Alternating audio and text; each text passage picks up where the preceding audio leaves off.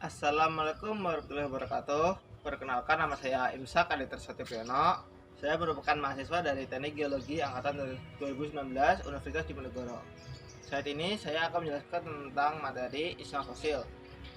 Sebelum kita mengenal istilah fosil, kita dulunya harus mengenal dulu istilah fosil itu termasuk dalam ilmu apa.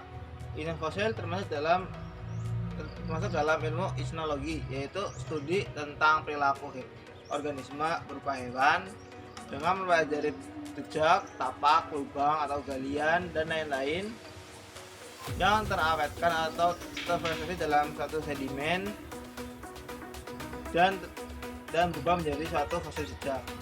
Kita kan nggak tahu fosil itu menjadi tentang apa. Ada pengertian dari fosil-fosil jejak, antara lain itu ada track. Track merupakan satu fosil jejak berupa bekas tapak kaki hewan yang tercetak pada sedimen lunak. Lalu ada trail. Trail merupakan satu jejak seretan, jadi hewan yang melata. Contohnya kalau kita lihat di pasir, kita lihat ada jejak ular, itu namanya trail. Lalu ada burrow. Burrow merupakan suatu jejak berupa bekas galian di dalam tanah, untuk biasanya itu bersembunyi dari sesuatu. Lalu ada boring. Boring itu hampir sama burrow, tetapi biasanya boring itu terbentuk di suatu substrat kayu. Nah, boring itu biasanya lubang tapi bergerak secara vertikal. Lalu ada tube merupakan satu galian fosil jejak berupa galian yang berbentuk seperti pipa. Lalu ada tunnel, mirip seperti burrow, yaitu satu fosil jejak yang berbentuk seperti lubang yang berbentuk terowongan. Saatnya kita belajar tentang karakteristik dari istilah fosil itu sendiri. Istilah fosil mengindikasikan adanya suatu tingkah laku atau kebiasaan dari organisme. Lalu tidak ada fosil jejak atau istilah fosil yang terbentuk karena proses rewalking. Lalu suatu organisme dapat membentuk beberapa istilah fosil tergantung pada substratnya.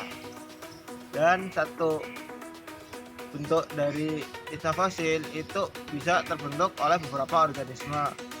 Istilah fosil tidak dapat digunakan dalam penentuan umur atau tidak relevan dari umur suatu batuan. Lalu istilah fosil biasanya memiliki satu fase spesifik, dan pada saat proses pembentukan istilah fosil itu tergantung oleh lingkungan seperti tingkat sedimentasi, salinitas, oksigen, energi gelombang, kuat arus, turbinitas, dan cahaya. Kita akan bahas tentang klasifikasi dari isnofosil. Untuk klasifikasi dari isnofosil terbagi menjadi dua, yaitu taksonomi dan etologi. Taksonomi merupakan salah satu pengelompokan makhluk hidup berdasarkan tingkatannya. Jadi untuk klasifikasi taksonomi isnofosil dibagi menjadi tingkat genus dan tingkat spesies. Yang untuk tingkat genus dinamakan isnogenus dan tingkat spesies dinamakan isnospesies. Dan untuk klasifikasi taksonomi sendiri hanya digunakan untuk memudahkan pengelompokan, tapi tidak dapat mewakilkan dari individu atau organisme sebenarnya. Lalu untuk klasifikasi dari etologi merupakan ilmu yang mempelajari tentang tingkah laku dari suatu makhluk hidup. Jadi untuk klasifikasi etologi, istilah fosil dibagi menjadi berdasarkan tingkah laku organisme pada saat pembentukan istilah fosil tersebut. Nah, untuk klasifikasi etologi dibagi menjadi repixnia atau growling atau pada saat organisme itu berpindah tempat. Lalu ada pubisnia atau resting, yaitu jejak fosil yang terbentuk pada saat organisme itu beristirahat. Lalu ada pubisnia, yaitu escaping atau pada saat organisme itu berlari dari sedimentasi yang mendadak atau harus terbidik. Lalu ada damisnia atau dwelling, yaitu jejak yang terbentuk pada saat organisme itu tinggal di dalam substrat atau organisme infaunal. Lalu ada foodisnia atau feeding, yaitu jejak yang terbentuk pada saat organisme mencari makan di dalam substrat. Lalu agisnia atau farming, yaitu jejak fosil yang terbentuk pada saat organisme membuat perangkap berupa boring yang saling terhubung.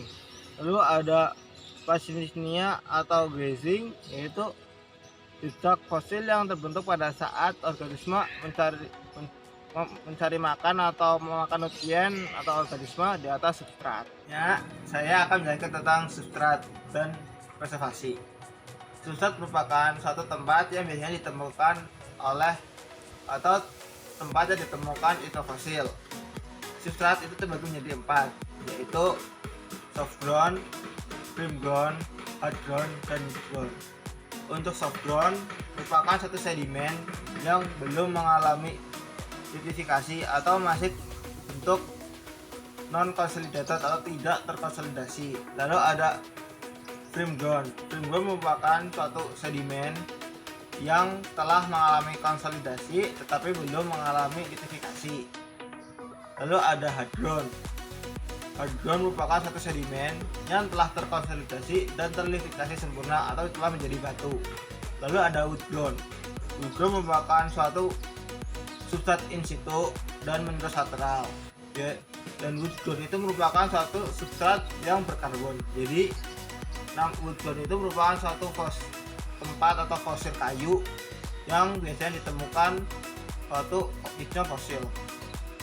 Preservasi fosil merupakan posisi di mana sistem fosil itu teramatkan atau ditemukan. Preservasi fosil terbagi menjadi 4, yaitu epirelief, full relief, semi relief, dan hyperrelief. Untuk epirelief sendiri, fosil ditemukan di atas lapisan sedimen.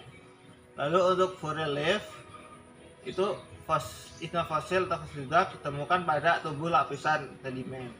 Lalu untuk semi relief, istilah fosil ditemukan di antara batas-batas lapisan, contohnya lapisan batu pasir dan tanau. Lalu hyporelief itu istilah fosil ditemukan di bawah satu lapisan. Kemudian kita akan membahas tentang isna fasies. Isna fasies merupakan suatu kumpulan isna fosil yang proses pembentukannya berdasarkan tanda lingkungan yang sama. Isna fasies terbagi menjadi Sipanites isna fasies, Tridonites isna fasies, Glossophrygmites isna fasies, Colites isna fasies, Physioloricus isna fasies, Nerites isna fasies, Zoopicus isna fasies, Clusiana isna fasies, dan Scoiana isna fasies. Terakhir kita akan mempelajari tentang apa sih fungsinya dari mempelajari isna fosil. Untuk mempelajari isna fosil memiliki fungsi antara lain sebagai korelasi dari stratigrafi atau korelasi terhadap lapisan suatu batuan sedimen. Lalu dengan mempelajari isna fosil kita bisa menginterpretasi paleoekologi atau lingkungan purba dari suatu tempat atau daerah.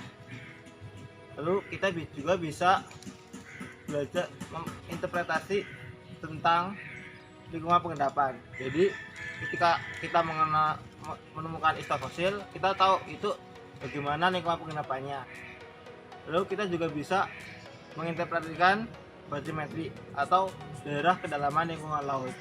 Jadi untuk setiap isna fosil itu biasa terbentuk di kedalaman beberapa aja.